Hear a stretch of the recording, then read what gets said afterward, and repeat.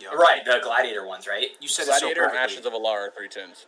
So my point, though, is that the difference between a regular flying mount at 100% and an epic at 280 or 310 is way fucking massive. bigger than, yeah, so, you know, and it feels good. I mean, when you're flying through Outland, I know the flying mounts are controversial, but when you're flying that fast, it's kind of fun.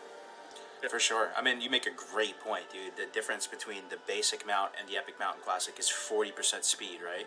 The difference is 3x the speed, basically, in TBC. You're going from... Well, at the same time, I'm on a few TBC servers, and I haven't got. I'm 20K plus, and I've never got a flying mount because it isn't. I mean, you get summoned everywhere, or you fly, get on a flight path, and go. I feel like obviously, if you're urbing, I guess it changes. I'm just not a super. Everywhere. It's not game. It's not make or break Chris? for me. You know what I mean? How do the summoners get there?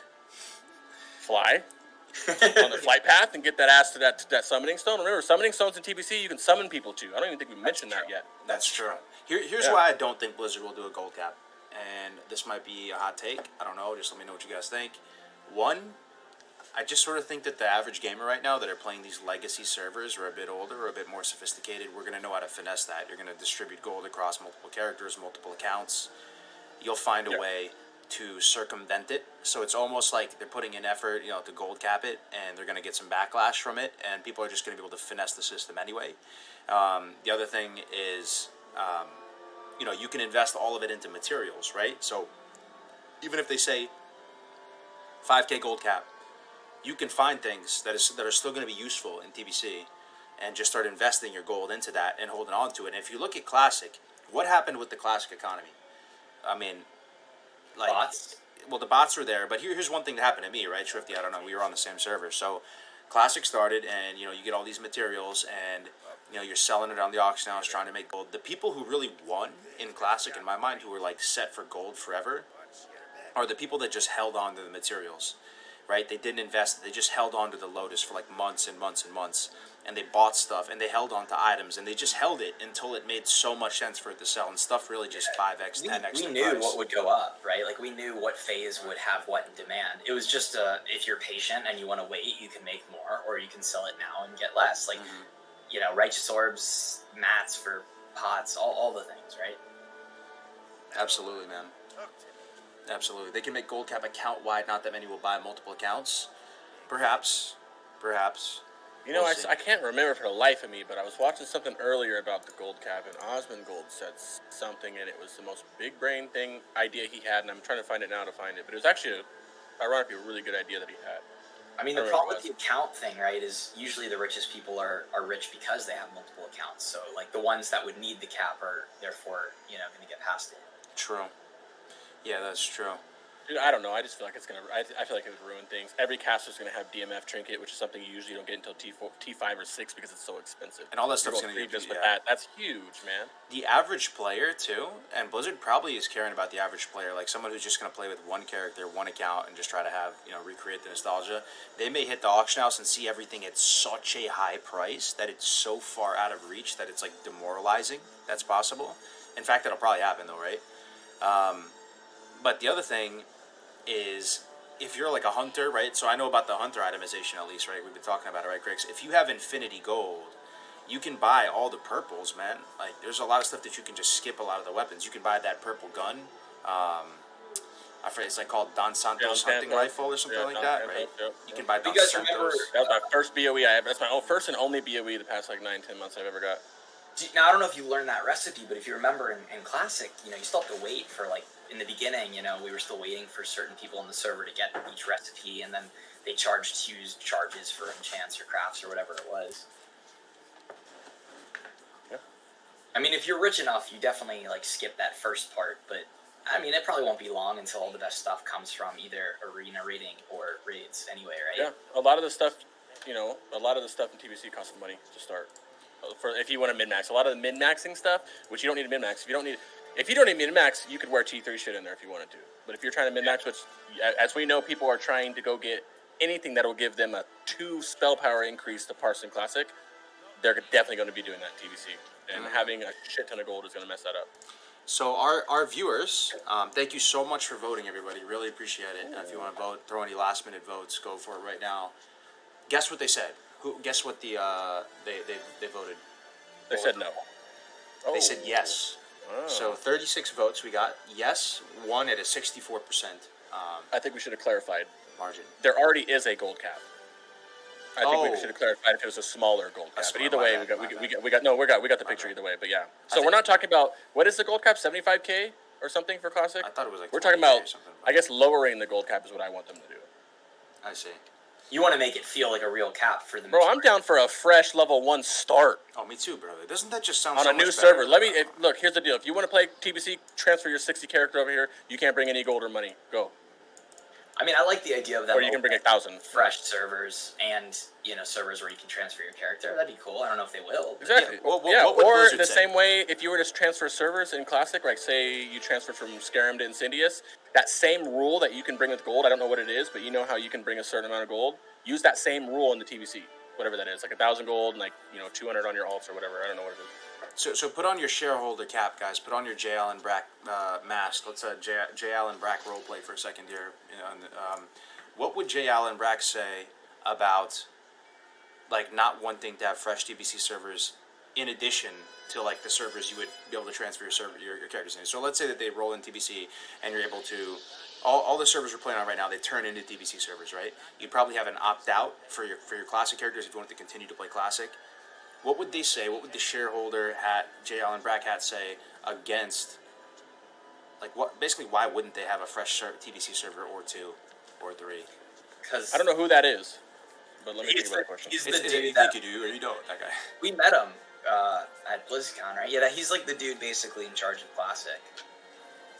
I mean, if they're real smart, and that's still an if, because we saw with Classic release there were some things that we were like, come on.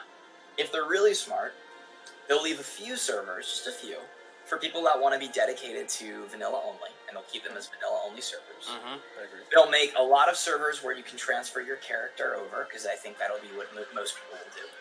And then they'll make a few fresh TBC servers. The only reason they wouldn't do that is dumb. I can't think of a real reason why they wouldn't. Right? I think they're going to do whatever, when they did their survey, was the best pick.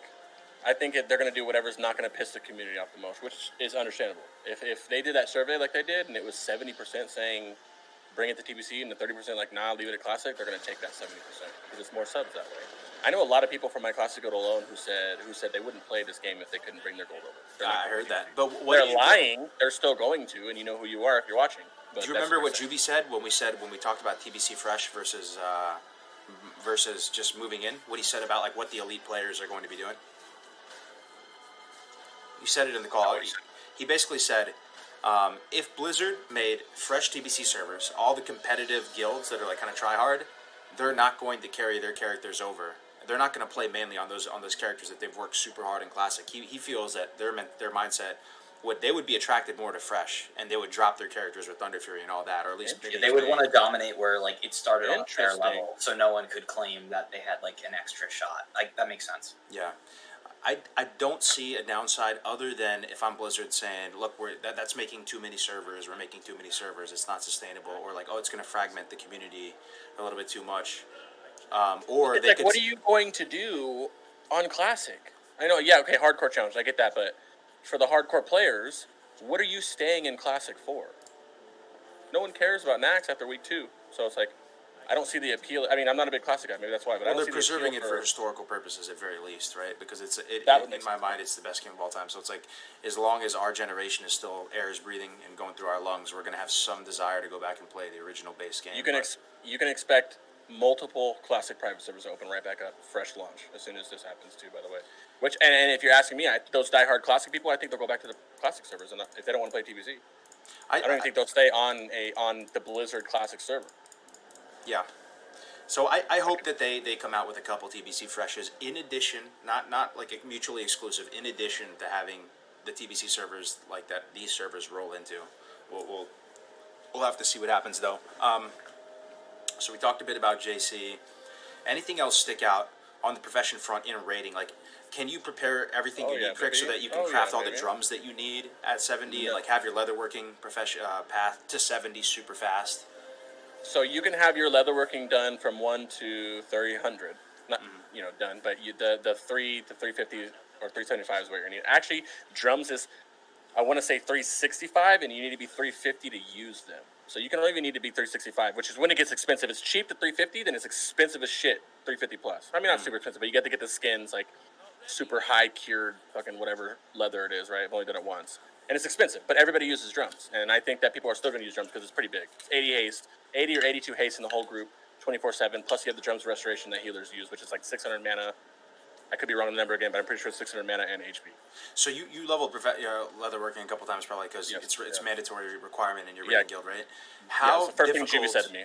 If you were to level leatherworking by yourself, out in the open world TBC, leveling to 70, how hard is that process? Leveling it to 375. If you're leveling it while you're leveling and you're skinning, it's not bad at all because a lot of the stuff when you hit Nagrand, you can get a lot of your main skinning. I got out of Nagrand, and so and you have a lot of the quests in Nagrand, or they're called mastery quests, and it's the one. This is why I like Nagrand's my favorite leveling zone is because it's not a lot of collection quests, and you get Ring of Trials there, which is dope. But it's a lot of kill quests. You get 3 mastery quests, kill 20 fucking cleft bulls, kill 20 birds, kill 20 of this, and then you return them, and you keep getting these kill quests, and all of them give you leather.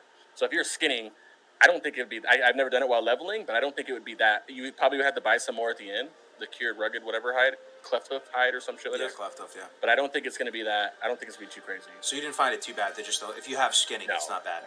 Yo, and to be honest, I got leatherworking like 6 months after a cycle started, and I think it cost like 2K. It's not that expensive. It's just that 2K came at 350 plus.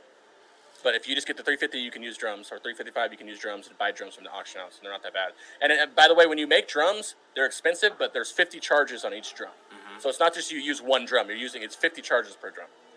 And how bad would it be if you had to, let's say you didn't want to go skinning and you wanted to buy everything off of the auction house to get your leatherworking to where it needs to be? Is it super expensive on a fresh? So I did that. I did that because I had tailoring, and I couldn't drop tailoring, so I had to tailoring and leatherworking, and it was about 2 to 2.5K at 6 months through a cycle, which isn't bad. However, this is where it'd be tricky if there's no gold. If you can just everybody can come with a bunch of gold. I mean, everything's going to be, I would assume, right? Correct me if I'm wrong, everything's going to be super expensive. For sure. Everybody has gold, right? Super inflated. So instead of like Deathstroke, that seems like a lot to me. You're saying 2.5K just to level from 300 to 375? Hey, to be honest, I know it sounds crazy, but 2K is not that much gold. Like you can farm up 1,000 gold in a day. If everyone farms as much gold as you're worried about, then everything's just going to be inflated anyway, right? So exactly, but not as inflated as if everybody can. If 80% of the population came with 10 to 20K plus gold, which is what I think would happen. And I don't really think 80%, but you can easily say over half. Take the top 200 guilds on each every place. All of them will be coming banked up. A lot of people have dropped off classic vanilla or. And they'll come back, and they might have a couple thousand here or there. I don't know. A lot of people might come back and try to save up the 5K for their epic mount, maybe a little extra on top. But once they spend that on the mount, they'll be pretty much fresh. Like exactly. I think a lot of people will be, not super stacked, and the people that are gonna super stack and super prepare are gonna find a way. They'll still be the same. They'll be in the same spot. I agree with you, and that's why I said if there was no cap, I would probably go 5. Maybe 7, bro, and I wouldn't even go. That's all I care about. Yeah, you're gonna farm more gold faster in TBC as it is, Mm-hmm. Yeah, true. Farming. There's a lot to unpack on the professions thing, but I think the general advice, and pretty much everyone knows this, you're just too lazy to do it. Have a plan for your professions and start logistically thinking about, okay, how am I going to level these professions up? If I'm going to go JC, how can I make that easier on myself? Because JC is expensive AF. It really is. Even 1 to 300 can be kind of pays off though. Yeah. Pricey. Is there any? I don't remember there being a significant benefit to being a jewel crafter, in terms of you can just get it from someone else. I don't think there's anything. Jewel crafting, I believe, I could be wrong, but I'm pretty sure I'm not. Is the most profitable profession. Okay, but you make so much money once Mount Hydro comes out. Gear-wise, Hydro is the epic gems, and only they can cut them. You can get stronger gems for yourself, and you also have trinkets. I don't know how good they are. They're like these little idol things. Right. But the trinkets were okay, actually, if I remember. There were times, if I remember in my memory, where I was kind of jealous, but never enough to actually get jewel craft. Wow. You missed a drink. You missed a drinky. Drinky with the 50. Thank you very much, Drinky, Mr. Crow. Appreciate you supporting the whole squad day in and day out, keeping roofs over our heads. Appreciate it, Drinky. You got a new esports bar that opened up not too long ago, baby. I hope it's doing all right, man. Hell yeah. Doing all right up there. Appreciate you, brother. So another thing that I want to talk about on one, and I don't think any of us even have this all fleshed out, so hopefully the hive mind, all of you guys watching right now, we can come up with some good strategies with this. But not only should you be max level going into TBC, but there's a good chance that the quests in Classic will still grant some form of XP moving into TBC, right? Like, what if you were just a new guy, like a Draenei or a Blood Elf? You're leveling a Paladin or a Shaman, and you're completing Skolo quests at 60 or something. Like, you would get XP from that, right? So, I believe that they did increase the XP you get for certain quests past a certain level. It's like 30 or something, or 20. Navig told me the exact number at one point, but they give you an increased amount of XP for some of the quests.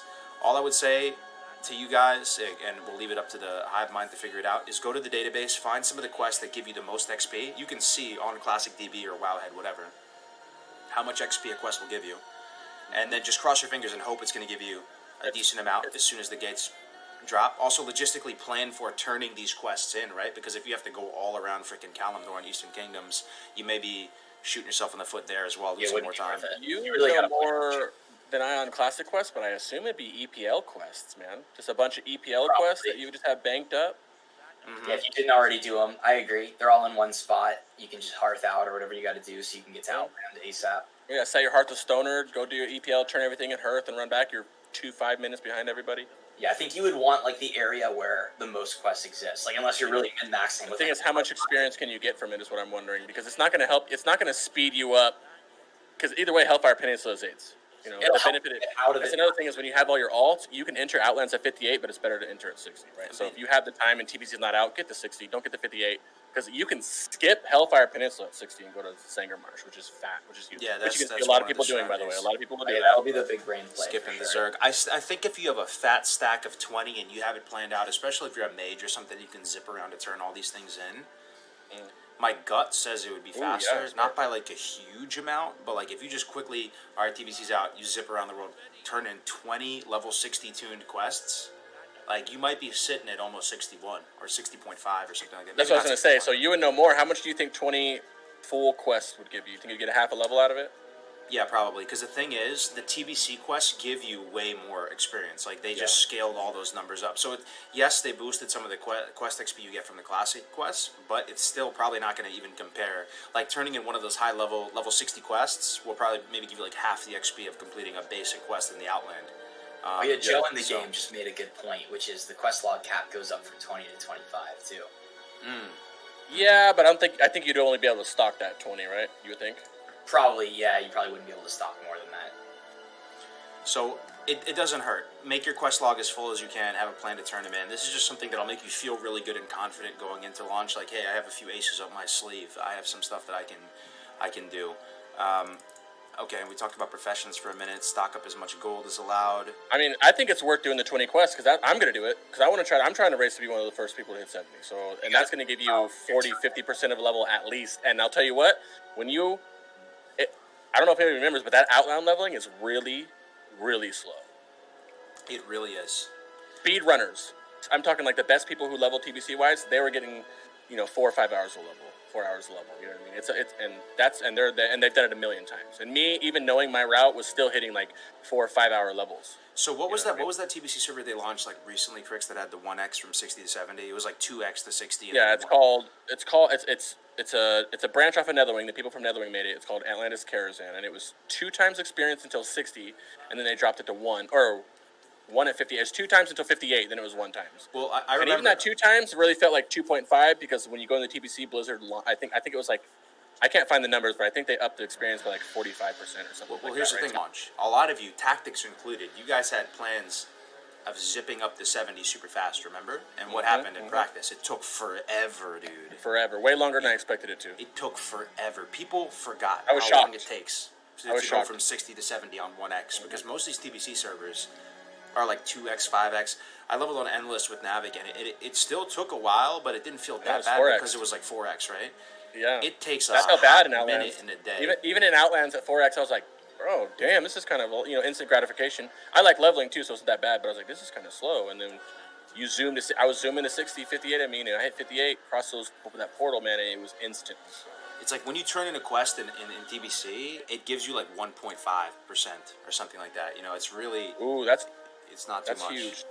Nukem in chat says turning in ZG coins set at level 58 is the best idea to preserve experience. Yep. I am not a big Bang Classic guy. I quit Classic like mid BWO, so I did not know that. The BJus or whatever the coins. Yeah.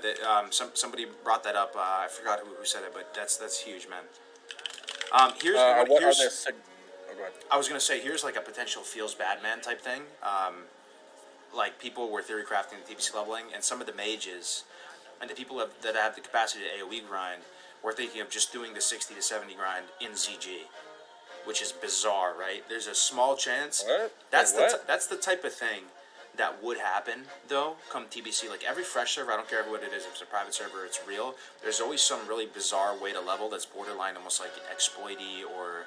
Unless they specifically patch the ZG experience. They leveled 60 to 70 in ZG? Yeah, because, you know, when you're that high, like, the monsters don't... Oh, I've never heard that before, but that makes sense because it's the classic thing. You know those one pull things. I've only ran ZG one time. I have no idea. Well, how do you guys feel about that, right? You see the kind of shenanigans these mages can pull off in ZG, right? They get literally like 100, 200 mobs. I guess it's infinity. They just have these crazy chain pulls. They pull the entire raid.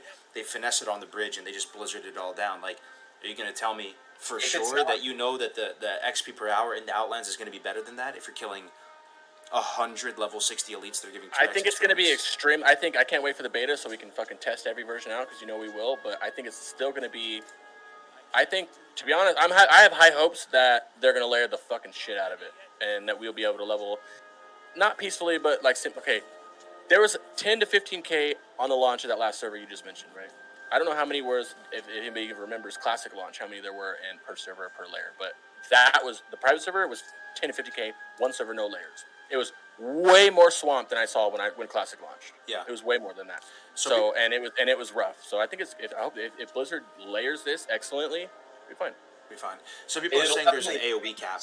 There is an AOE cap in TBC. Yep. So you're right on the money, and I wasn't thinking about that for a second. But here, to my understanding, this is how AOE cap works. And Crix, you actually have AOE spells, and you're actively playing, so you're gonna have a better understanding than me. But in TBC, you can only hit like a maximum of like 10 or 15 targets. I forgot the exact number before your AOE damage gets like massively reduced. So pretty much, like you'll be able to blizzard and slow all those things in ZG. You could still do that, and you'd have like the 100 mobs. But there's a very strong chance, like you guys were saying in the chat, that instead of like 100 a tick or whatever, it's doing like 10 a tick, and you're still so slowing for instance, all those mobs. Seed of Corruption is a new Warlock spell they get that is very, very good. It's arguably, besides like deep T5 arcane mages, I think Seed of Corruption is the best AoE spell in the game, and it does a lot of damage. It by itself does 2 to 3K, when it crits off of just one person. But there's a fight called Morgrim Tidewalker where he summons a shit ton of Murlocs, like 30, 20, or 30, whatever. Either way, it has the cap.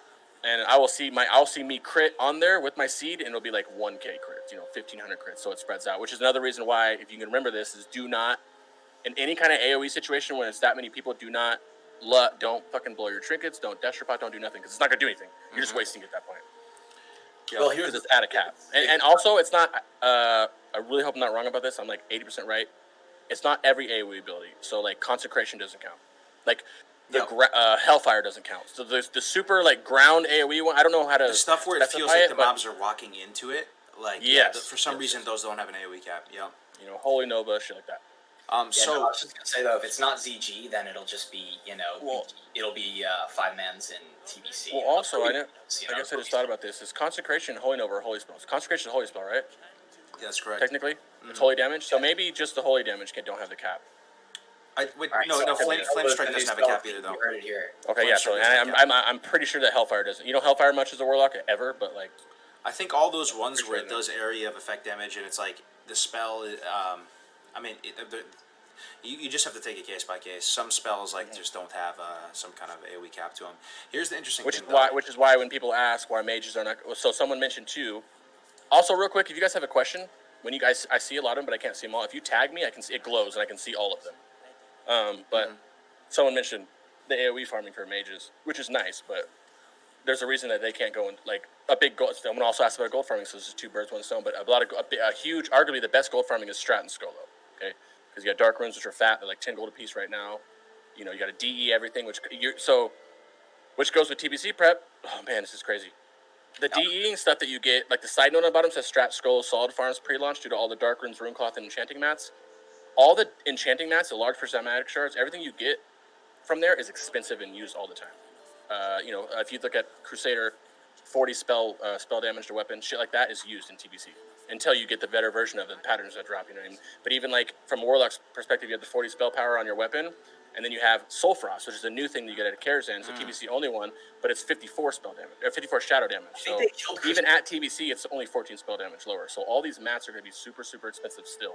I feel like they made it so Crusader, I'm trying to remember exactly, they either made it so you couldn't do it on items above a certain level or didn't proc above a certain level, but I do remember them killing Crusader. I could have actually not even been talking about Crusader and thinking about Mongoose. There's one of them, I don't know Melee guys, so don't roast Mongoose me. is the one at 70, right? That's like the new one, the one that's okay, yeah, then I have no idea what that enchant is for Melee, but I know that there's one that they use, and there's one that Warlocks and Casters use until they can get the Soul Frost. Well, you make a good point, Grix. Like, get all of your stuff squared away as far as enchants and stuff, because you actually could be using them for a good amount of time, right?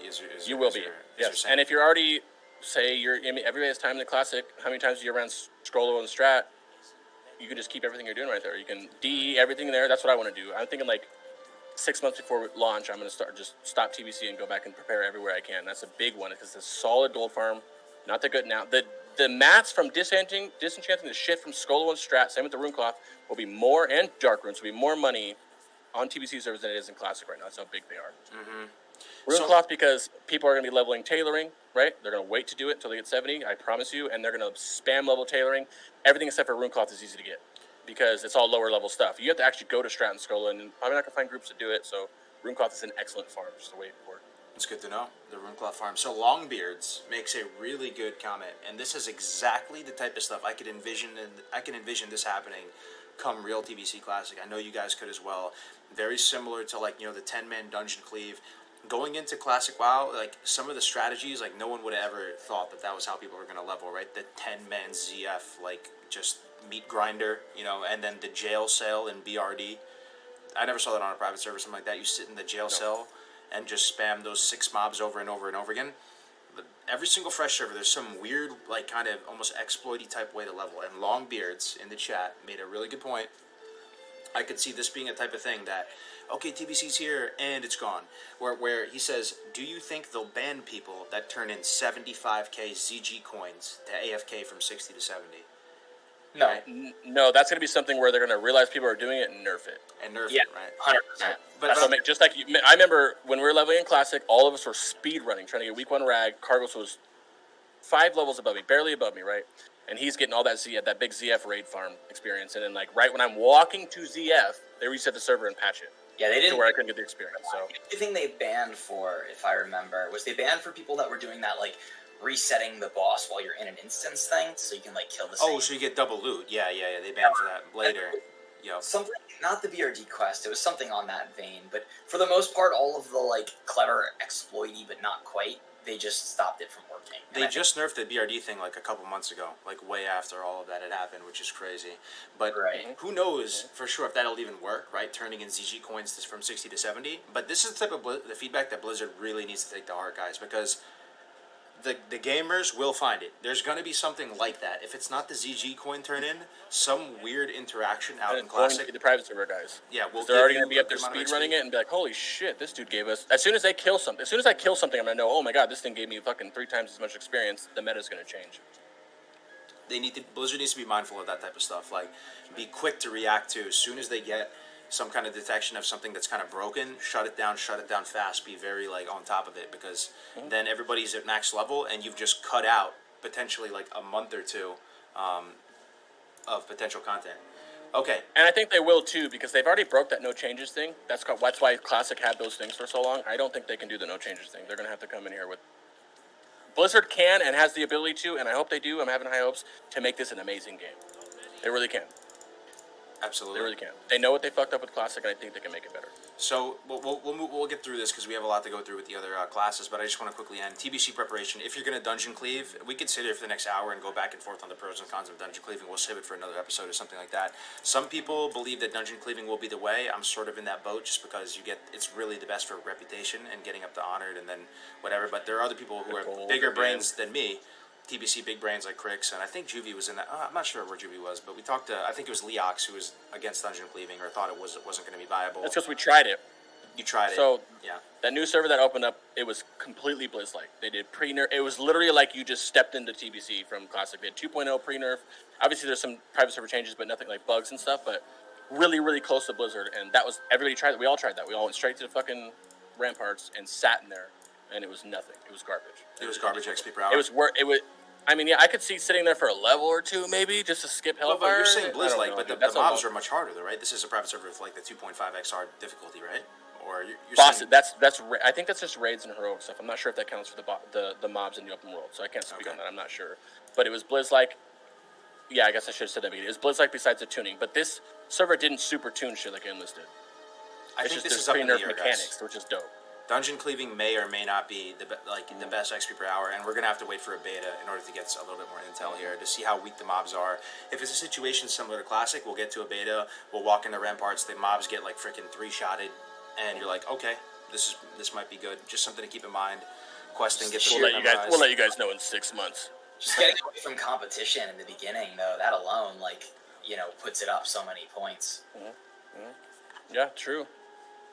It's just going to depend on it. And that last one, just real quick, when I say try to get Faith's 5 and 6 gear to ease leveling process, I've realized, which is why I'm doing this video series, that a lot of classes can wear 2 or 3 things for previous, T4 previous. That is actually better than the previous items that you would get and actually farm. A lot of classes have to wear exalted shit that takes a long time to farm that you can skip because you have the Faith 6 stuff. So just pay attention to what your class can use as off pieces, because a lot of stuff is crafted to off pieces, and see what you can pick up if you can at all. Anyways, you know what I mean. A lot of people won't be raiding though, so that's not possible for some. But even Faith 5 gear can carry you through leveling. Good to see Lincoln Craig in here. I believe that's Stay Safe's GM. Good to see him chilling out in the chat here. He was asking about did they talk about the 30 instance cap? So that'll be a consideration as well. I think we talked to Juvie about this, where in his mind you would be grinding instances, dungeon cleaving, up until the point that you would hit that instance cap, man, and then you would basically go out into the open world and do some questing or take a break or whatever it might be. So that'll I kind of hope they do that. Don't try to avoid us. Just quest. That's what I want to see people doing is questing. I did it in Classic, but I didn't like that we were dungeon cleaving. I hated it. It was miserable. I had fun doing it, but I thought it was kind of an open and closed book. I was like, okay, dungeon cleaving seems like 100%. That's what everyone's going to be on the same page doing. It was refreshing to talk with Crix, to talk with Leox, and they were like, yeah, I'm not so sure. I don't think the XP per hour will be that good. And then what about Ali, Shaman, Horde, Pally's early release? We talked about this a little bit on the last episode. I think the consensus, we were all talking about it, is that Blizzard, if they're going to be consistent with how it was back in the day, they're going to refund your talent points and all that, but they didn't release Draenei and Blood Elves early before TBC. Was there a pre-patch for TBC? There was, but they didn't release Draenei and Blood Elf early. They didn't. They just gave you your talent points back and changed some of the functionality as far as like class mechanics and stuff like that. They gave you the new talents, which was fun. But well, and I guess the good thing about that is if you're already planning on re-rolling a Draenei or a Pal, or Blood Elf, there's going to be a lot of people there too, but obviously not as bad as Hellfire. But that's a benefit, because really you're doing what you're supposed to do. You're getting to 60, and if you get 60 at a good pace, you missed all of that horrible Outland shit. Yeah. I will say, if I had to dungeon cleaving in TBC doesn't sound so bad, because there is a lot of fun dungeons, guys. There are so many. We talked about it the other day. There's like, 12 or 13 dungeons or something like that in total, and they're all just so sick. So the difference about the TBC dungeons is not, if you look at the classic dungeons like SM, where it's just a shit ton of things that you can mob up and die, it's a little bit different because there's mechanics that are in these dungeons that weren't in classic, So there's a reason why you can't pull 10 things, because 4 of them heal, and you guys will never kill these guys down, you know what I mean? And there's a lot of dungeons like that. They were a lot more complex, a lot more interesting. Sure. I would say, too, if anybody's concerned about the meta being really overly sweaty, overly intense, that's always going to be there to some capacity, but I would say there's things you can do this time around moving into TBC Classic that you can avoid some of that if that puts a bad taste in your mouth. I'm talking to you in particular because I know you feel this way. You can roll on a PvE server this time around. You might think, PvP server, I had this expectation, the reality wasn't quite there. I'm going to go PvE, maybe go RP. There's also the hardcore challenge. There's community game modes there as well. So there's other ways of doing it, building the car and getting involved on that level. So I don't think it's all doom and gloom. Unless you have if the dungeon cleave is the meta, I'm doing it, because I'm trying to get Karazhan done right away. I'm trying to be one of the first people to do it, but I don't want to. But you can. But unless you're trying to push like that, you really don't need to. You can do whatever you want. It's an RPG. You set your own goals. Go to the next dig. Don't do it if you're not in a hurry. Like, say you have a guild, but you guys aren't doing Karazhan for 2 weeks or whatever. Don't fucking go with launch, bro. Wait till the next day when it's nice and calm. But I need to go to the bathroom really quick, guys. So sounds good. I'll intro us to the next segment. So, guys, now we're on to the fun part. Type something in the chat if you're alive right now, because this is going to be a very interactive type of part of the stream. So what we're going to do is we're going to set a timer. And we've never done anything like this before, so expect some scuff. But we're going to set a timer for 6 minutes, and we're just going to spit fire everything that comes to mind, TBC related, with regard to a class. You can think of changes. Just think of juicy little morsels and nuggets that stand out to you that might be interesting to talk about. And we'll see what happens. This could be valuable to some people. So we'll get started with Warrior. We'll wait for Crix, but start racking your brain, thinking back to 2007, thinking about Burning Crusade, thinking about the talent trees. I'm gonna bring up the Warrior talents actually. You know what I'm gonna do? I heard that warriors can charge across the battlefield, Cargos. This is true. Oh, okay. So, in case you guys didn't know, you heard it. Okay, so I have this. This is also another guide I'm working on at the moment. It's called Benefits of Each Spec in TBC. So this will be a guide that I'll be putting out soon. Still working on it, where it's going over the utility and some of the reasons why you would want to bring a certain class and spec to raid. All right, he is back. Where we're at protection. We're about to get started. Here's with. the thing. Yeah, sorry. Huge brain warlock. Not the biggest of brain, but I'm like 99% shit. I know warlocks. Okay, I know rogues a little bit. I know enough about classes by asking the big brain people, but Yeah, warrior was so hard for me, man. I know prot warrior a little bit, but I don't got see. you guys on druids and mages, Okay. priests a little bit, but not warriors. So maybe You want to start with Cargos. Druid then? That's the top of the list, actually. You want to start with the druid? Go alphabetical order, baby. Okay, so Is that alphabetical? let me go to Druid. Joe in the game, I see him in Twitch chat. He's a huge brain, Pally and Drew too. So please chime in, Joe. I see you out there, baby. He's actually helping me with my. So druid. All right, so Juicy druids. I gotta start Yeah. the timer. We're get ready. So think about these things as we start the timer: solo leveling, dungeon cleave, gold making, 1v1, arena, battlegrounds, and just overall quality of life. You want me to rant too, Cargos, or should Yes. I wait and let them, or what's the deal? No, the chat's gonna go at the same time as you, but you're gonna kick it off. Okay. I'll tell you when to begin. We have 6 minutes to get this done. All right. Real quick, Ready? you're a PvPer, right, Swifty? Yeah, I rated on 6 a minutes, holy go. priest, and then Go. okay. Yeah. All right, so druids, right? Everything about vanilla, everyone them being memes, people only running one in your raid for Mark and Fairy Fire, gone, right? Druids are awesome in TBC. They're really awesome at arena, and this is partly because druids were always really good in PvP, but they're especially good in just the style that arena is, right? So arena, you've got a closed arena, you've got pillars, right, which provide line of sight, which is huge in arena. Druids being able to shift out of slows, being able to move faster than everyone else consistently, is automatically makes them amazing for the setup of running around a pillar. Combine that with heals over time, meaning you can heal while you're moving around that pillar, and they're naturally set up to dominate arenas. On top of that, they got buffs in every spec, making them viable in raids, but if we're going to talk about a PvP specifically, so they got Cyclone, which is a CC, all of its own category. The enemy target would go up into a Cyclone. You couldn't hurt them. They couldn't hurt you. They're like essentially removed from the battle while they're cycloned. They're Which is huge, by the way. which is huge, and it's on a totally separate diminishing return as roots. Yeah. Oh, sorry, go ahead, Crix. Say that I'm in an arena and I'm about to die and I have full hots on me, triple light bloom. I have all these hots on me. I get cycloned. I can't get healed, and you can keep me cycloned in a DR until all those hots come off, and I'm stuck at the 20% health, and I can never get back up, and they can finish me off. Yeah, Cyclone. I think it's one of the best CCs in the game. It's fantastic, especially I mean, it's basically making them intangible, right? But you can still see them there, and it's really good. They have roots as well, so you can go back and forth. Their CC in game is much, which are so much simple better. but so annoying. I mean, just the kit of a druid in arena, though, right? Being able to go and bear while you're taking hits, run around pillars and travel form while you're still healing over time. Starting off arena stealth is a huge advantage, even without improved stealth. Just the ability to be stealth is a big advantage over every class that can't. So they're fantastic with that. They also get Life Bloom, which is a new heal over time. And when it's dispelled, which was the biggest weakness to HOTS, right? When it's dispelled, it just does this massive heal. So it's very mana efficient. If you let it go, it's super mana efficient. If you dispel it, it's still good because it's still going to give people a quick heal. And it's going to use up the enemy, dispeller's mana and global cooldowns and shit like that. So you've got that going for you. Hot stack in raids, which means Swiftmen is legit. Tree of Life gives you bonuses to healing. You can only use heal over time. So druids make way better raid healers now. You can actually stack rejuves on people. You can stack life blooms. You can throw out little hots to kind of help. TBC raids have a lot of consistent outpouring of damage. So having like hots up all around your raid is really useful and really mana efficient healing. And it's like preemptive, right? You get hit, you have a hot on you. It's going to be quicker most of the time than spot healing. They could also be good tank healers. So way more versatile as far as rating goes. They get a regular res. That's nice. Fucking no more battle reses. I don't think they do. No, they don't. No, I they don't don't. think No, not they in don't. TBC. That's rad. That's rad. Oh, I shot the gun. Sorry, No, it's lied all on good. that. You still Which is can't stupid, res. which is insanely stupid to me because resto Jews are really good, and when you start doing your like rep grind and stuff, you're trying to grab any healer you can.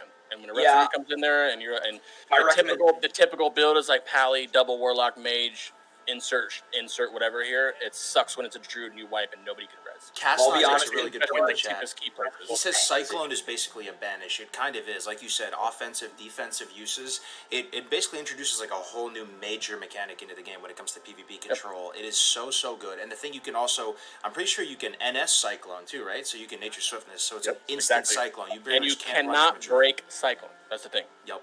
That's what's crazy. Any other CC, Fear, fucking Poly, anything, if I have a full row of dots and healing, those damage is going to do, and I'm getting healed. Cyclone just shuts everything up. I think there's a chance too. So I think there's a chance too. Correct me if I'm wrong, chat. Chime in if you think I'm wrong here. But I think there's a chance here too that Druids have the best CC in the entire game in TBC. They can chain the most CC. You could argue a Rogue might have more, but the thing about Druid is they have Bash, they have Cyclone 3x to DR, they have Roots, they have Main. Oh, it's not Main. What is it called, guys? What is it? The incapacitate thing? The incap. What is it called? Feral Charge as well. No, is it Main? The thing that it's like a gouge for the Druid. They have that as well. Did they get a gouge in TBC? Maim. It's Maim. It's Maim. You're right. It's Maim. Yeah, it's in Maim. So they bring up the combo points. Combo points don't go away, so you just stack up combo points. Maim. Just think about everything you can do as Druid. You open up with Pounce. Then into we have Maim. a minute and a half. I gotta mention some shit. I gotta mention some shit. Keep going. Okay, talking about arena comps for Druids, fucking everything. Druid became the meta starting in Season 2. Everyone realized Druids were just the best healers, basically, in arena. So all those, like, Pally comps just replaced with Druid. You can run Druid fucking anything in 2s, basically. You can run Druid Warrior. You can run Druid Rogue if you want. Druid Warlock and Druid Hunter were some of the strongest. Druids basically worked with everything in 2s. In 3s, there was like Rogue Mage Priest was really huge, but if it wasn't a Priest, it was still probably a Druid. Shamans were solid. Roguelock Druid. Yeah. Shadow play instead of a Shaman, you run Druid. Speaking of, so, I'll let you finish first. We're going longer than 6 minutes because I have something. Last other specs, Boomkins become viable in TBC. For starters, the buff to spell crit goes up a couple %, but more importantly than that, they just do way more damage, and they get improved Fairy Fire, which gives every melee and ranged in the entire raid 3% hit, which is huge. So it's absolutely worth having a Boomkin in your raid and not feeling like you're letting a memer in. Ferals, although I would argue they were viable and quite good in vanilla as tanks, they get much better and more viable in TBC. They're geared way better, the talents get better, and Blizzard clearly thought about them way more. And as for Feral DPS, I have yet to see one in raid. I'm going to do it. You're going to Feral DPS? What would you say about Boomkins too, Craig? You said something really big brain before. I can't wait for our fucking Glad push, Swift. So, real quick, I'm going to speak on the other side, private server rating-wise. And PvP, I have ran 2K plus with a Druid, Luck Druid, right, twice. And it's fucking nutty. Like, it's absolutely, they're not unkillable, but they're even just 1v1. And I'm a Warlock where I can kill everybody pretty much. Even 1v1, they're annoying. They can just get rid of everything. It's easily the most annoying class. That Feral Charge, a really good Resto Druid is one of the hardest things to beat because it's that Feral Charge, that Cyclone, they can keep getting you everything, man. And all they gotta do is get away. And then, of course, they can get out of combat in arena. They have Innervate, which gives all their mana back. And if you're not quick with spell stealing or getting rid of it, you're fucked. And when they get out and Innervate, they can get back into combat and stealth in arena, and you can't see them again. And then you gotta go out trying to find the fucking stealth again. You know what I mean? No, I fully agree with Rex. I'd say overall the absolute strongest 2s team. That doesn't mean they couldn't be beat or there weren't hard matchups, but overall, I would say the strongest 2s team was SLSL, Warlock, and Druid. How much fun will you have? I would say Lock. Yeah, Silva knows. Yeah, it's a free 2K if you're with Warrior Druid. Also, don't forget Warrior Druid. Chat 1 to Warrior 10, Druid and you is guys fucking too. insane. On a scale of 1 to 10, how much fun will you have in TBC if you just had to guess if you're gonna play Druid in TBC? Oh, dude, 10, bro. 100% If you 10. want to raid, it'll still be fine. It'll be fun, and if you want a PvP, you're gonna feel like a god. Well, here's the thing about rating. From the rating perspective, if you're tanking, you are the off tank, or there's a lot of fights where you have to be the one tanking, not the warrior, right? And then if you're thinking about Boomy, is you're not doing a lot of damage, but you're doing more than like melee is T4, T5. So you're like right in the middle, sometimes lower, but a lot of the pieces as a Boomy that you get, like they're usually the most geared people in the raids because a lot of the off pieces they get, like with all the spell power, Warlocks and Mages and stuff don't need because they need tier, and they don't use the tier obviously, so they'll just use those. Like our Boomy is one of the most geared persons in the fucking server. One thing I love about TBC is you feel a lot better about taking, like, oh, I'm going to take a Feral, I'm going to take an Ellie Shaman, I'm going to take a Shadow Priest. Like, they have raid-wide utility that, as long as they're good, it's definitely worth having one. Whereas in vanilla, it's like you really had to argue and fight for your spot.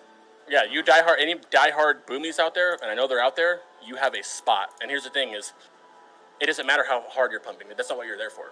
So any kind of pumpage you can do afterwards is really nice. And if you're a druid who can go Spell Strike, Frozen Shadow Wave, which is cloth, but it doesn't matter because it's so much spell damage, you're actually pumping as a boomy T4 previous. You're actually going to pump a little bit, and it's exciting. It's fun. It's fun, and you said they gear up really fast because they don't. Everybody is using set pieces like tier pieces, and you're saying Boomkin uses like just an assortment like hodgepodge rifles. So you gear up very fast. In Classic, you gear up very fast as a druid. In TBC, that continues to be the case. Which honestly, quality of life, that's huge. The fact that you get geared up. Oh yeah, it's like a good helmet, like a good helmet drop set is fucking insane. But as a warlock, I can't wear it because I don't want to break my T6 piece or whatever it is. The boomies or boomies, Shadow Priest, Ellie, they get it because we don't need it, and they end up really geared from it. Saint Saliva also made a good point. Don't forget Flight Form and Epic Flight Form. That's big for those. Okay, in case you didn't know, Epic Flight Form is Flight Form, except for you has no cast time, and I think it depends on the patch, but you can there's herb no Flight while Form you're in the regular Flight Form either. There's no cast time on it. At least on the TBC private servers. There's no cast time, and you can herb while you're in form at certain patches. Both instant. I think it's just the faster version. Yeah, one's just faster. Yeah, exactly. But okay, it's we crazy, talked about bro. Druid. We have to go. Let's go to a class we don't know a lot about. Let's go to a class that we don't know a lot about. What about I guess let's just get Warrior out of the way. I don't think any of us are Warrior experts. Warrior's Charge. I'll say what I know. Warrior's Charge. Moving on. All right, let's see. Let me start this timer. I'll say what I know. Okay. Okay. Let me start the timer so we can get through it. One second.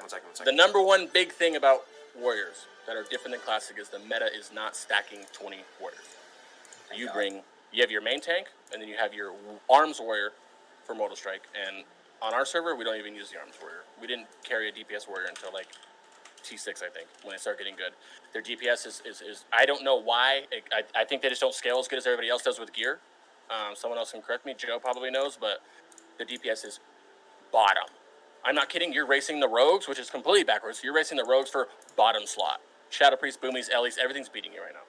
Yeah, but the general tidbit is that melee improve as you get deeper and deeper into TBC. Yes. Moving into like Black Temple and Sun. Oh, they're insane now. Like overnight, like it just happened. Like it went from like, oh, this dude's garbage to like, holy shit, he's like top 5. It's crazy. So if you want a PvE raid and like do damage as a warrior, I feel like I see a lot of hype around arms. You go to YouTube and you type in arms warrior like DPS. There's some people that are big arms warrior shills. They love the look, the feel, the play style, the satisfying animations, and there is some utility to be appreciated with arms. Mainly this one right here, this Blood Frenzy right here, which is giving your rend and deep wounds also increase all physical damage caused to that target by 4%. So this is an arms warrior. You need to have one arms warrior in the raid, right, Greg? So you can. This is going to improve your hunter. That right there, that exact thing right there. Yeah. So you will have to have arms warrior, which is cool, and also. But that arms warrior build will not be pumping, and Fury is usually the DPS go-to because you can get glaives. Usually they're the runner-up for glaives if you're not running a rogue. It's a Fury, and Fury pumps. Unless Naughty, unless our warrior, his name is Naughty, unless he is arms this whole time and not Fury. I'm pretty sure he's Fury in T6 and he's pumping. As for tank, if a warrior tanking is still pretty much the main tank, more or less you're the main tank. There's certain, obviously it's situational, but a lot of times you're the one taking those big brunt of the hits. You know what I mean? We do have some stuff we can talk about. Yeah, what Juvie said. So we talked with one of the best tanks on the entire TVC private servers right now. In the world. Very, very knowledgeable in the world. And I asked him this very question. Remember, right, Craig? I said, why is Warrior the premier choice for a tank? Why is Warrior still the main tank? I don't understand. All these other classes seem to be in a much better spot. And I told this, I said this on the last podcast as well. I'll say it again. His response to me was that Warriors are the only tanks with like a shield wall type damage mitigation type cooldown. So that is going to be very important for certain fights. Also, it's not their threat, it's not their mitigation necessarily, it's their cooldowns. So there's that. They are like the premier tank. Don't forget in TBC there's an enrage timer, and I mean this isn't going to be as big a deal if you already have shit on farm. Oh, God, yeah. But when you're trying to progress and having the enrage timer hit, something like shield wall might give you a few extra seconds. Yeah, but here's the thing about enrage timers. On Endless is one of the private servers that has the it's like 3 or 4 times the HP value and damage of retail, and even on them. That's not that huge of a deal. There's only been a couple times when we've been like Lady Vash on the new server was a couple weeks of Prague, and it was enrage tight. But I doubt Classic is going to be like that. Assuming Classic is doing what Classic is doing, I doubt it. So on the PvP front, Warriors are fantastic. They still struggle out in the open world, 1v1, but they do have big tools that are game changers. Right now, throughout all of Classic, all the Warriors that have played in future iterations are dying for Spell Reflect, right? So you have Spell Reflect in PvP, which is amazing tool as a warrior. You have stuff like Second Wind. Also, there's this one talent in that's usually in the protection tree that gives you 15% stun resistance. That's moved into the Arms tree. So Arms Warrior are considered by many to be like an S tier class in the arena, and you'll see them in top comps. They have Mortal Strike. They stay on you like white on rice. I think they're more annoying than Rogues, man. Orc Warrior. You can't really get rid of as most. They're annoying, bro. They're on your ass, and you can't get away because of hamstring. They're on your ass. And a geared warrior and a geared skilled warrior are the most. They're fun to watch. They're, I would assume, fun to play, and they shred, man. Well, I play threes with the warlock. I mean, as the warlock warrior druid, and it's like, the shit. It's literally the shit starts, and you just let the warrior go ham while you toss dots up, and then the game's over. It's insane. As a druid, so you guys have to understand, Swifty is a multi-glad druid player, in the arena, and I mean that is really quite an impressive title, especially doing it back in the day. From your perspective as a druid healing in the arenas, are you scared? Are you terrified of warriors? No. Druid, what are you terrified of as a druid? Even what are you terrified of as a druid? A warlock, maybe? Dots, yeah. Warlock, Shadow Priest are basically your biggest weakness. Because druids like they can get away from warlocks, but we have Curse of Exhaustion, but. Unless the warlock doesn't notice that they're dispelling it, you have to keep... Like, when I'm chasing a druid, I'm spamming Curse of Exhaustion because they're just getting rid of it every single time. And you got to hope that you can... I mean, if they're 15 yards ahead of you, you're most likely... Or, 20 yards ahead of you, I'm not going to catch them because they'll just keep dispelling it and run away unless they're almost dead. I wouldn't bother, personally, with Curse of Exhaustion. Yeah, exactly. Yeah. I think you just want to put damage on Oh, no, in the arena, I don't. I was talking about BGs. Oh, yeah. In arena, I have tongues or something. Yeah, but another thing about warriors that changes... Oh, go ahead. A rogue that catches you... Basically, if a rogue can opportune the right moments, a really good rogue can be good against a druid. You need to know when to blind them at the right moments, when to lock them down while they're in a form they don't want to be in, right? So good timing against a druid from a rogue is huge. And other than that, I would say dots. Obviously, they can't get rid of dots. Didn't you win a classic duel tournament as a druid? No, I never won. I second place. Oh, you lost the Cargos, didn't you? Yeah, I could never beat Cargos. In vanilla, I mean, warlocks are fucking a nightmare. Yeah, they are. We had some fun ass duels. And I built this. Surprise, we're still nightmares. I built this super high heavy shadow resist set, and I called it my anti-cargo set. And I would joke about it. That was mad funny, bro. But by the time I got it ready to go, he was playing about it. Yeah, it's hilarious. Well, I'll say side note. I remember that set he was talking about, and he smacked me around with that set. So yeah. I do remember the set. He built it really. He was just shredding everybody. It was amazing to watch a druid because I didn't know druids were that good. So I made gold, man. Real quick before the warrior stuff ends, dual wield fury is not a thing in TBC. Oh, good call. Yeah. Why is that? You will be shield. You're shielding. Remember what Juvie said, though, right? 10. Now there is. Oh, go ahead. I was just gonna say, Juvie was saying. So I asked him, I was like, "Is dual wielding going to be the meta when it comes to tanking?" He was just saying, "You're just gonna get the shit crushed out of you if you have no shield on. Like you need even with the classic, values being a bit lower than the private servers. That a lot of these tanks. It's not just him. I think we talked with TSW, and some of these other people on too.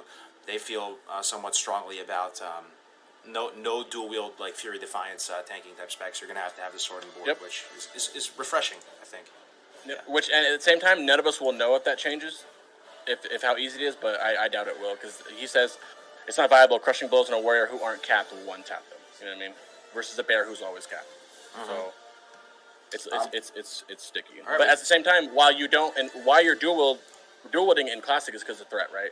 You still have threat builds. You can either spec for survivability, which is like stam armor, all that shit, and then you have the threat builds. The expertise in the hit, which makes you put out much threat. And I think that while yes, you're gonna have a shield, I don't think people are gonna be taking a safe side with avoidance, mitigation, and stam and armor, all that. I think it's gonna be threat heavy sets, but you're still going to have a shield. So we got some. Type something, guys, please, in the chat. If you're something that we're not saying, please help us out here and put your feedback in the chat. Atticus, who's we don't know everything. Rank 14 warrior, Atticus in the chat. He said Intervene is also in TBC. I remember that ability. Intervene, yep. It's the yellow icon. You charge to a friendly player. Doesn't it replace intercept though? I think it does replace intercept. Well, you have intercept. to use it in defensive stance, whereas intercept you have to be in arms or fury. But you basically absorb or like redirect a spell or a attack right to the warrior, something like that. Not only that, but you charge to that friendly player. So think about Arena 3s. Say the warrior was fucking feared way out in the nowhere for some reason, and I'm way next to the target, he can intercept me and then run to the guy because he's already there. So just use like a second charge. Okay, so it doesn't replace anything. It's only in D-stance. That's amazing. So you have 3 gap closers as warrior now. You have charge, intercept, and intervene. I think they share.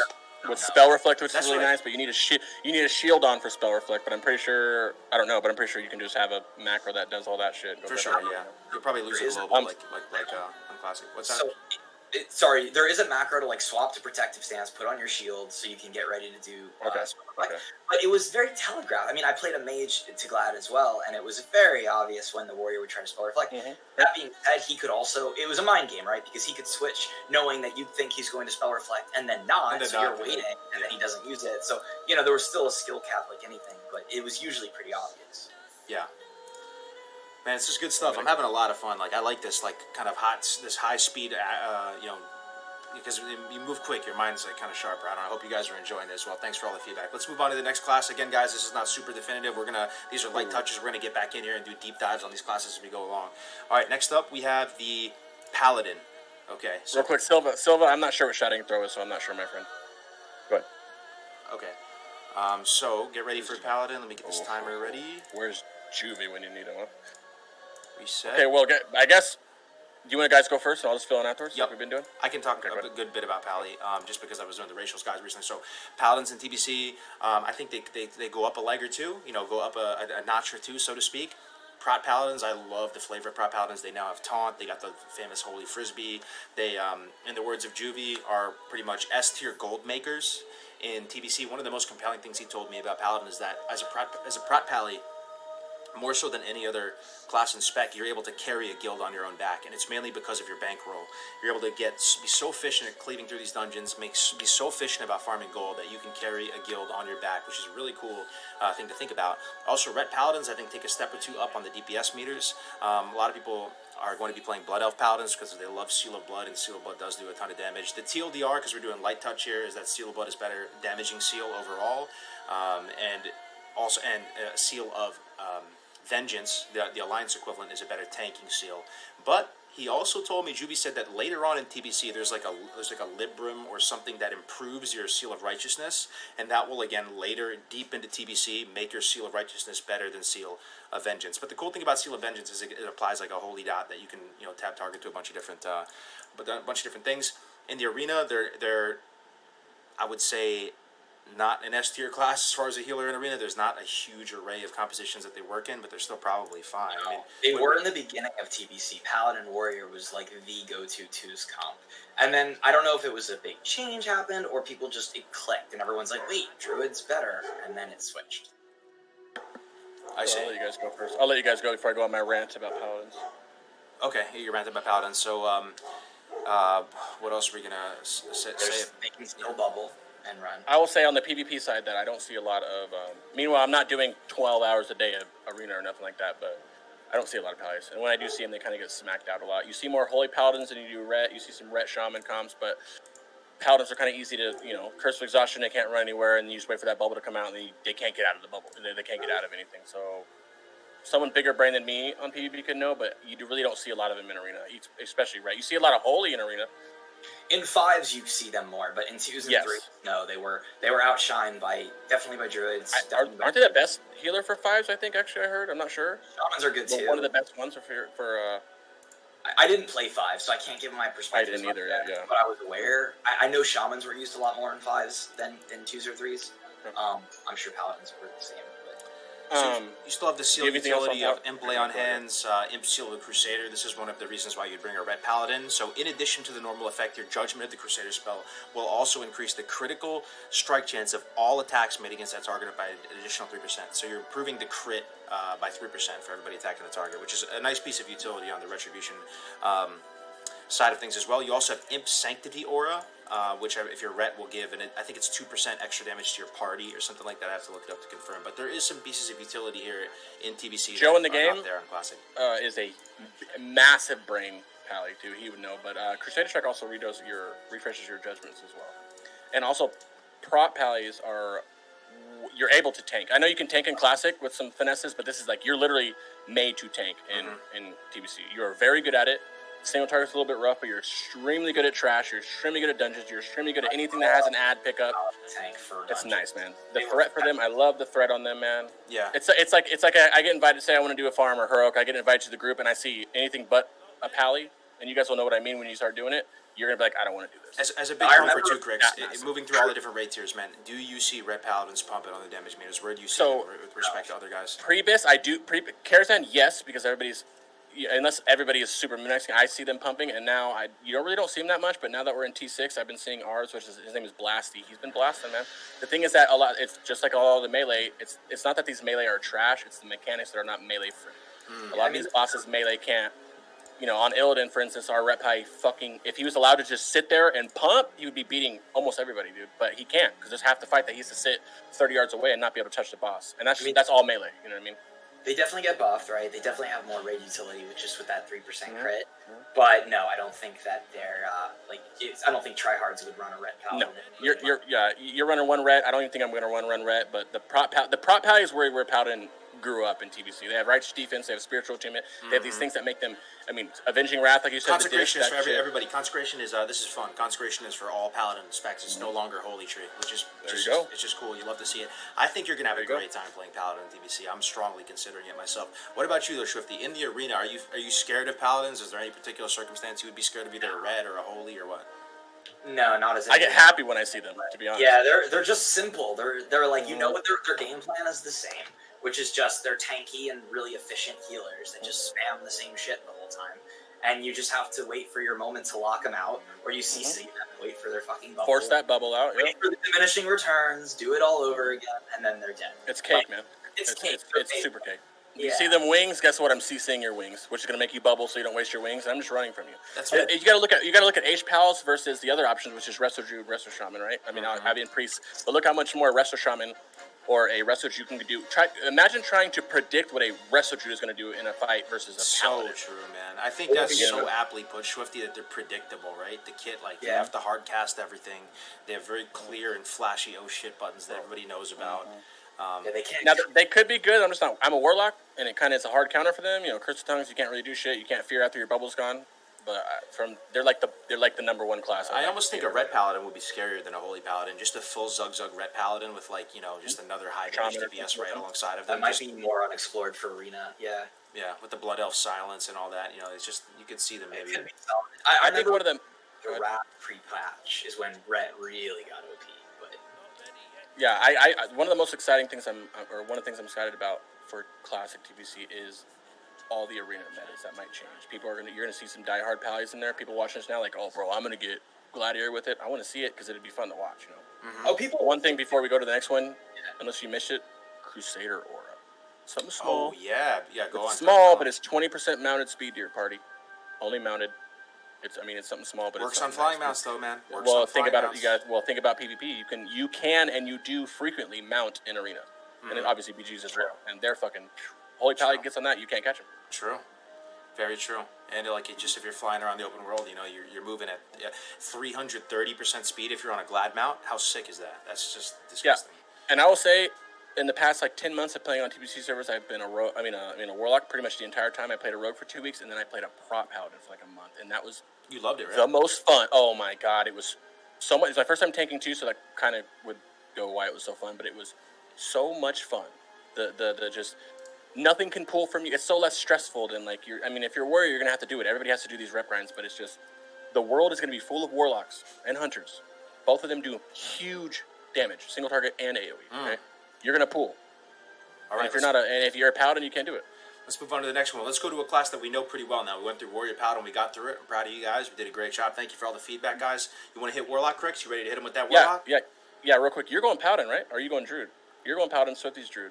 You're thinking of paladin, yeah? I'm thinking of paladin or hunter, bro. I'm 90% hunter, but I'm thinking of maybe 80% hunter, 20% pally. Yeah. All right. Let me hit these warlocks, baby. You ready, bro? He's about to go off, chat. Are you ready, Crix? Okay, let me start. First off, Swifty, you have been pushing PvP harder than I have. Do you have anything to say of warlocks PvP wise? They're fucking menace. Ban them. Ban the Fell Hunter. No, they're really good. They're really good, and they're a menace. There's a new spec that comes out, right? I'm sure you'll talk all about it. The SL. Soul Link Siphon Life, and that's a terror. It's probably not even the only viable spec. Warlocks really strong. Imagine being able to start a timer. Okay, I started it. Here we go. I got it. I'll let you go. Okay. I'll tell Here's the thing. later. I love Warlocks. Yeah. I fucking love everything about them. Okay. Mm-hmm. They get a lot of changes that make them really good. If you notice in Classic, they're not super pumping in PvE. X that out. You're pumping from day one. Even if you're you have Destro as a spec. Your Shadow Bolt spamming, which is like if you play Warlock now, DS Ruin is what you're doing pretty much, just better shit. And you scale better and you have more crit and these new talents and stuff. Even as the Affliction Lock, you're kind of pumping a little bit, okay? They're insane in PvE. They're just nutty. If you spec right, if you even just talking about like T4 previous, if you spec right, which is not hard to do, right? Get all your tailoring and stuff, you're dumpstering people, right? Right next to Hunters. Don't forget, I'm not forgetting about Hunters, but raid-wise, Warlocks are insane. Utility-wise, I mean, yeah, they have their curse. They have Malediction, and then they have fucking... what the fuck is it called, help? Shadow Embrace. I got it for you. And I'll pull it up. that is why you have that Affliction Lock, right? To put the debuffs on them. And outside of those, they're insane, bro. It's insane. They're so good. Yeah. You only bring that one Affliction Lock because they had Malediction, which increases the... Oh, another thing is Curse of Shadows no longer exists. It is now baked into Curse of Elements. So that's one less Warlock having to do one less curse, which means they can Curse of Doom. Curse of Doom is the meta now instead of... Also, 40 debuff slots, right? So you can actually more freely... Yes, and I meant to say that earlier when you're talking about Resto Druid, is if you play a warrior, any kind of... You have to worry about those debuff things. If you're thinking about... I remember being in Classic and my main tank warrior bitching, do not put hots on me because it's knocking off my fucking shit. That's gone. I meant to say that earlier, but you don't have to worry about that anymore, too, and you can stack hots. But... You have that one Affliction Lock, that's the only utility you have, and then the Destro Locks are there to be able to pump. So, how do you do relative? Because people have heard about this by now, right? You guys have heard that Hunters and Warlocks pump in TBC, right? Come on now. How do you feel about you do against Hunters, like moving through the different raid tiers? What do you mean, me? Like it's hard to tell because I feel like they, better than Hunters? overall, like, if I had to go through, like, T4, T5, T6, I feel like they would beat us out regularly. In T5, I don't see a lot of them topping damage because they have so many mechanics they have to do that. For Unlady Vash, they have to go do all the tainted cores. They have to do everything that we don't have to do. Mm-hmm. So there's more times than not, Warlocks can just sit there in their group and pump and chain less to them. So we're pumping. Why Hunters have to go running up and do everything in the fucking in my guild, at least, I remember in Black Temple and Sunwell and shit, it was always Warlocks at the top. But it could have just been that we had better locks or not as good Hunters. I don't know. But yeah.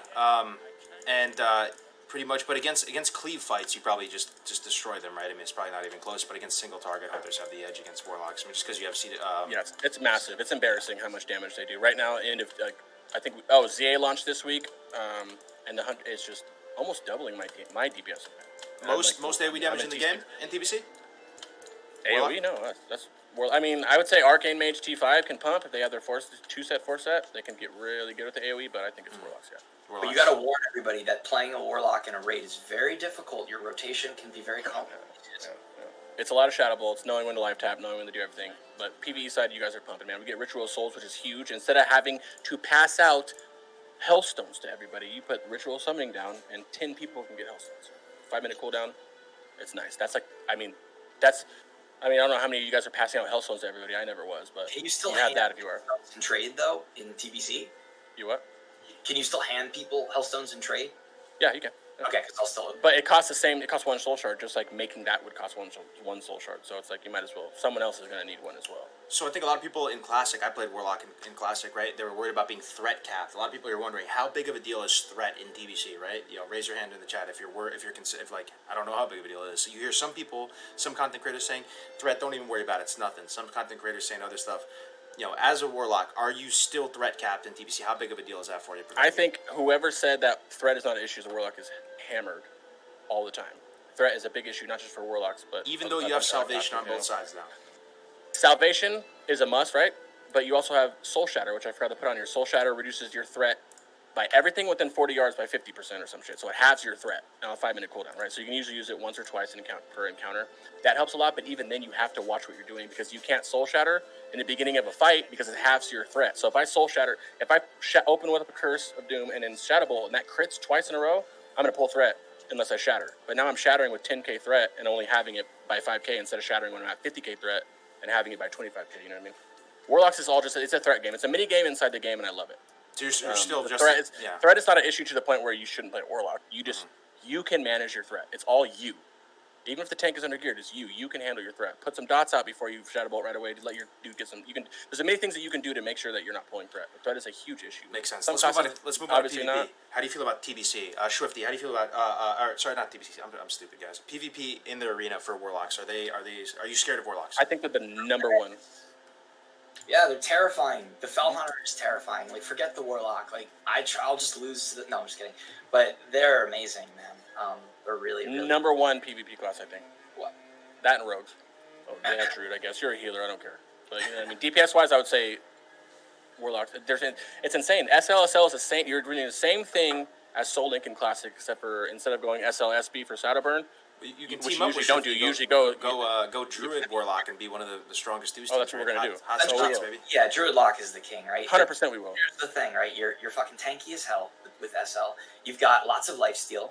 You are putting out pressure on multiple people, and like I said earlier, the line of sight is huge in Arena. So just like Druids are amazing at humping pillars and healing, Warlocks can put all their dots and then fucking kite around. You know, that's amazing. Curse of Exhaustion, Curse of Tongues, everything is we have all these little talents that Warlock has that on the affliction side, like Shadow Embrace and all these things that help so much. It puts Shadow Embrace looks stupid, but it puts another debuff on the enemies so when the priest gets to dispel or whoever's dispelling, they might just spell the wrong thing. You know what I mean?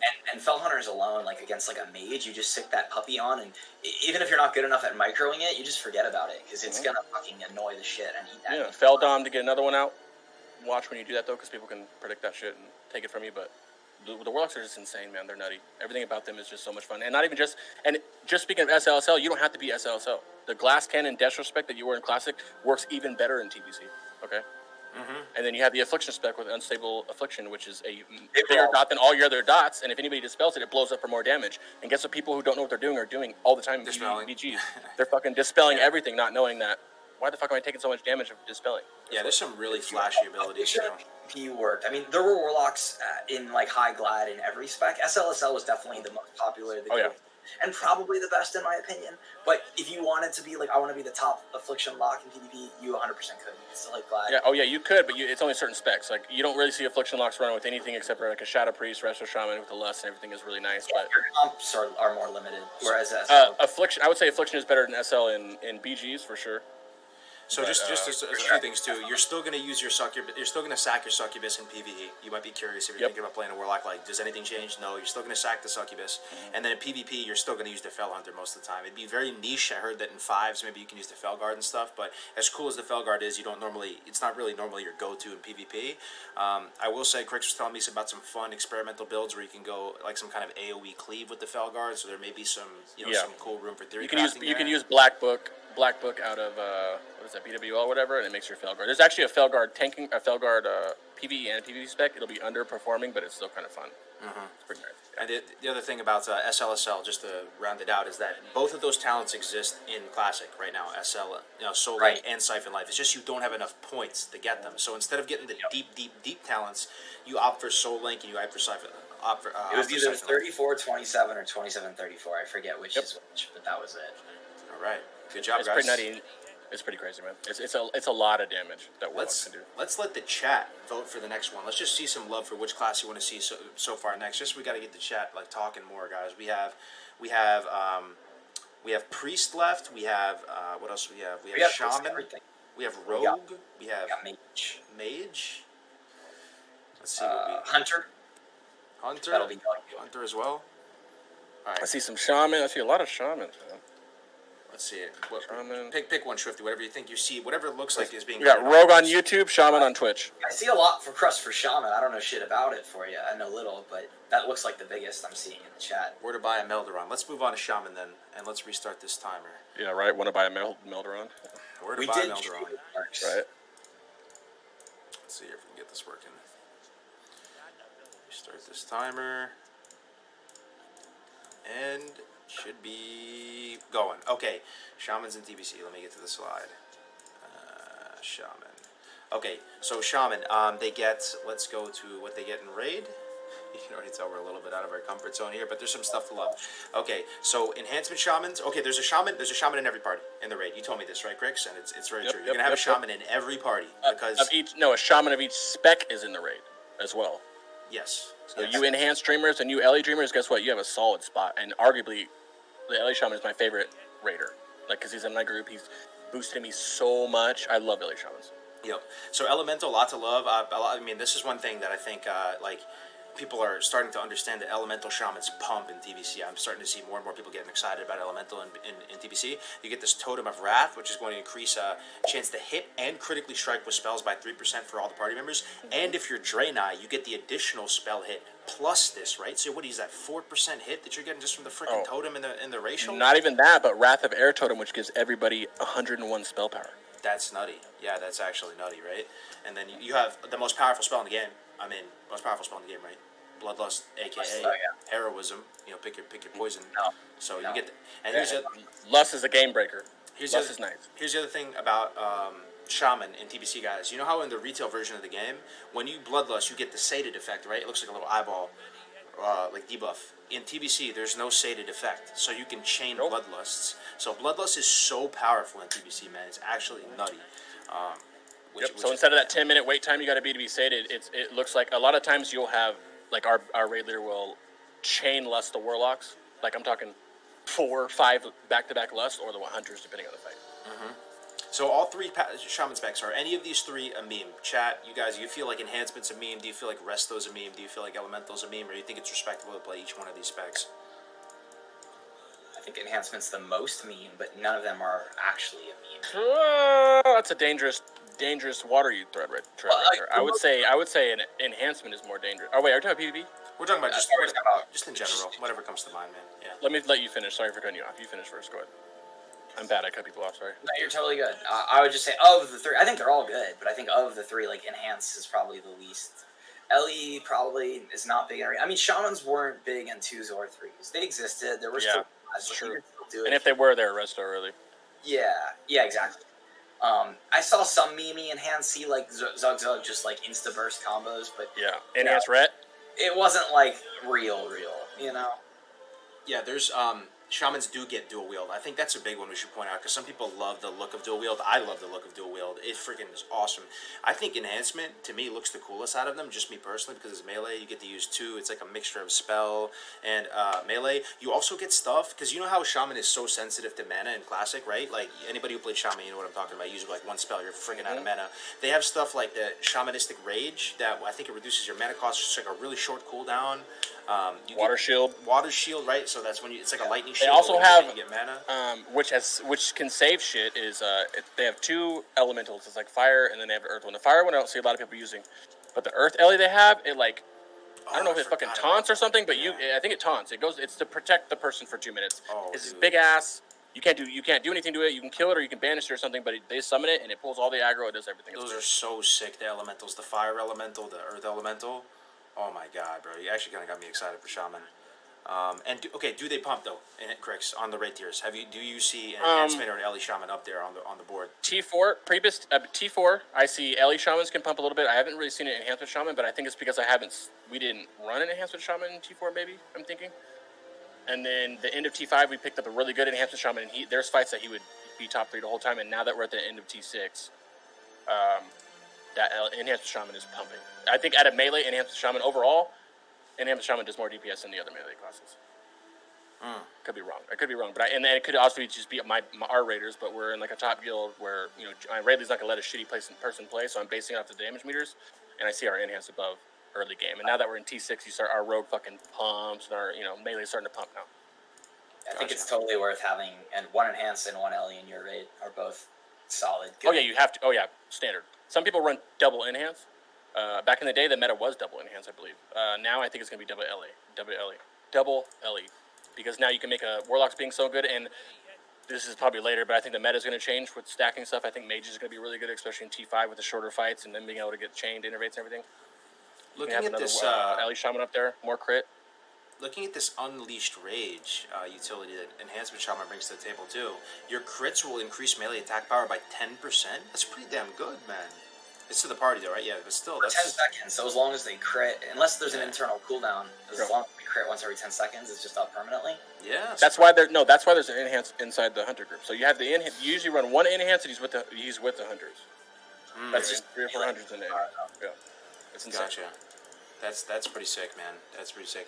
We have a 40 seconds. Oh yeah, you're right. That's the melee one, but they have one for hunters. I don't know what it's called. I don't know. Swiftly, at a gladiator level, do you see shamans? And if so, what specs are they? Not as much in 2s and 3s, but yes, I mean, you still see them, but not as much as as druids or priests. Probably more than paladins. There's some that are surprisingly good. I remember back in the day, whenever you saw a really good shaman, it threw you off because you were used to most of them just not being that viable. But definitely viable. Resto, though, to answer your question, almost always Resto. Resto. They were surprisingly very tanky, and totems provide pretty unique utility that other healers don't have.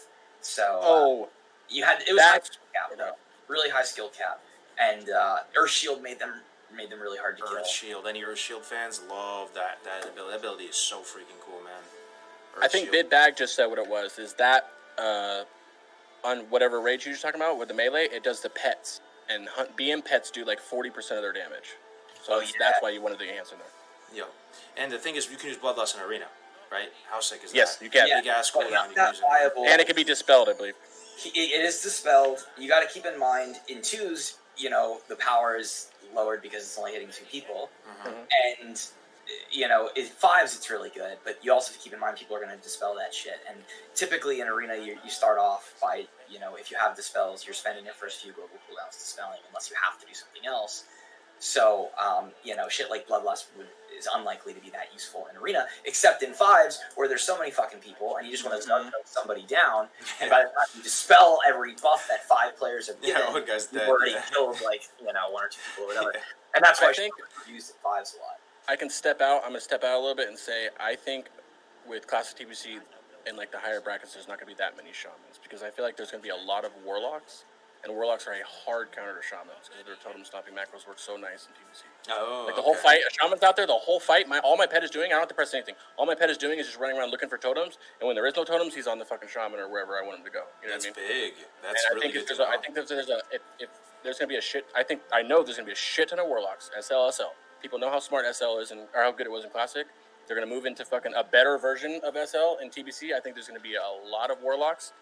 I'm not saying they're all going to know what they're doing or not, but the few will make it out of there. And as long as they're smart enough to have a totem stomping, which I will make sure of, I think Shaman's going to have a rough.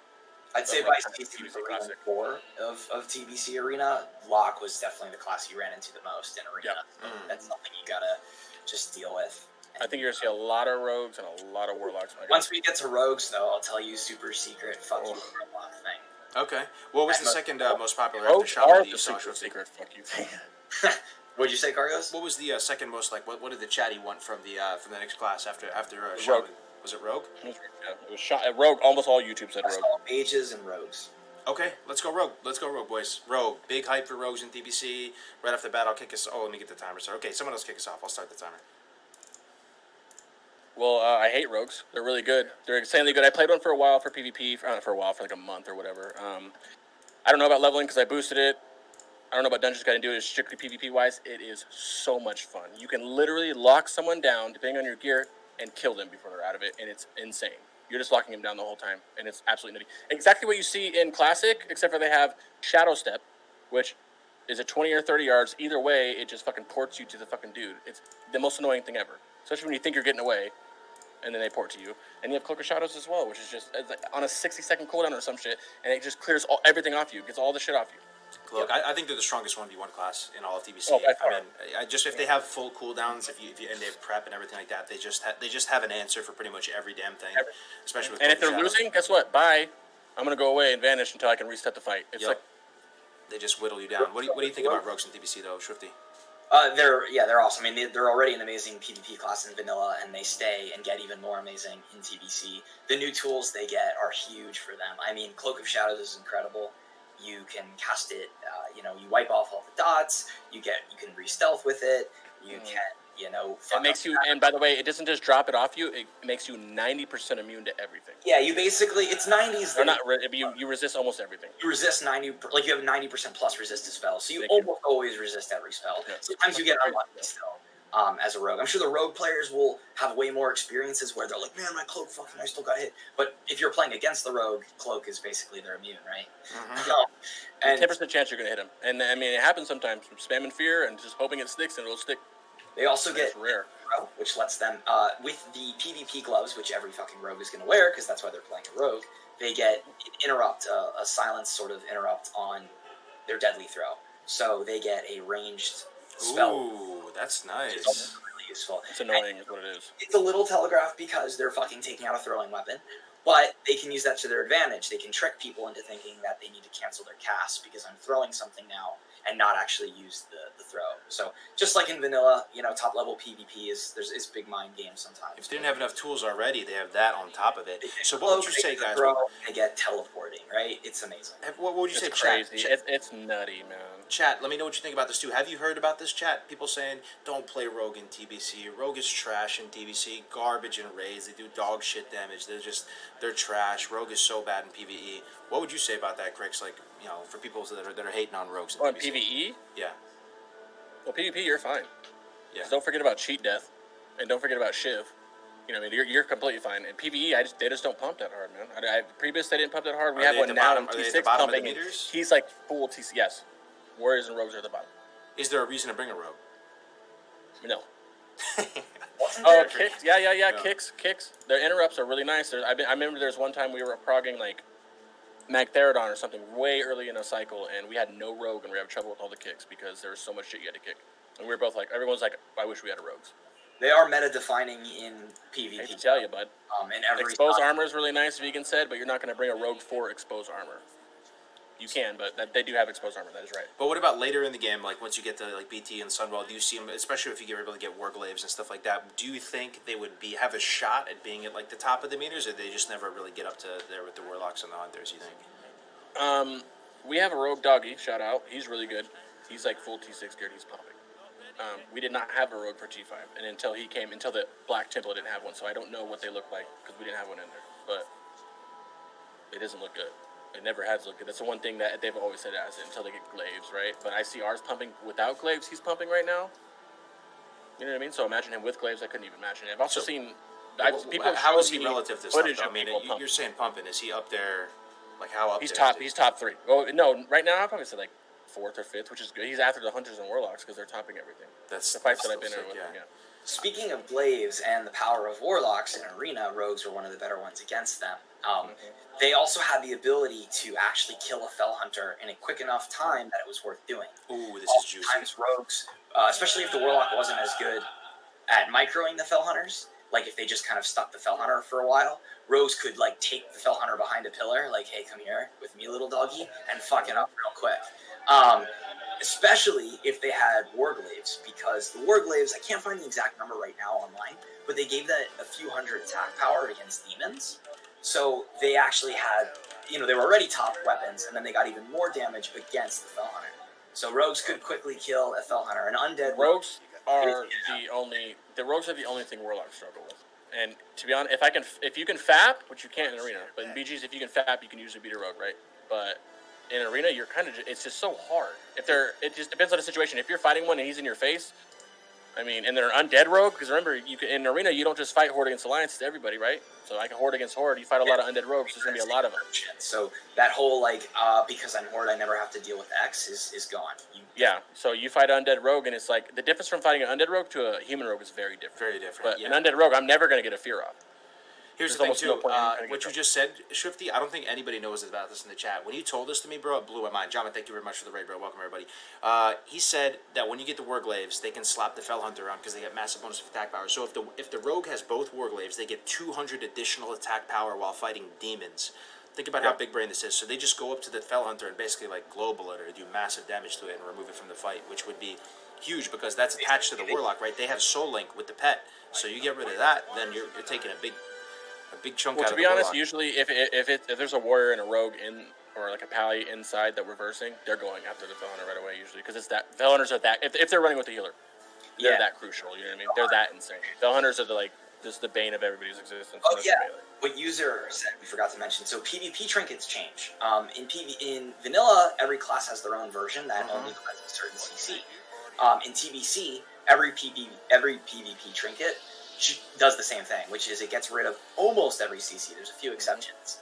And the diminishing returns of CC in PvP, it changes. So basically every CC in Arena, it starts at 10 seconds if I recall, and then it goes to 5.